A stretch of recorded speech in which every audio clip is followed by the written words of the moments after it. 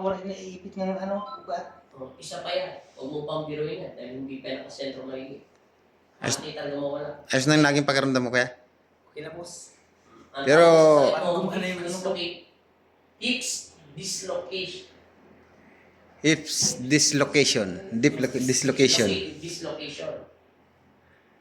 Sean. Ipit ugat. Singit. Sir, taga saan ka kasi, sir? Marcos Village, Mabalacat. Marcos Village, Mabalacat, Pampanga. Sir, sa follow-up check-up na. Medyo kahit na hindi mo agahan kasi wala ka naman sakit sa spiritual. Physical lang yung sakit mo. Pero talagang malaki na pinagkaiba. Malaki na, malaki na.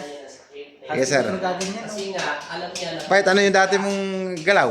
Ano yung gagawin dati, oh. Ngayon, ayos na, ayos na. Ang sakit niya, hips dislocate. Ang lakad niya, ganun. Siya tawa na yung mga katrabaho ko, isa yung ginakad dati. Guardia siya sa guardia? Sa Pure Gold. Pure Gold Sally. Clark. Clark. Tumigay siya sa Clark. Bye-bye, sir. Ngayon, paano na? Salamat. Yung lakad mo pala. Paano mo na? Normal na. Nawala siya ng pet. Malapit na siya manumpo pag pinabayaan niya pa.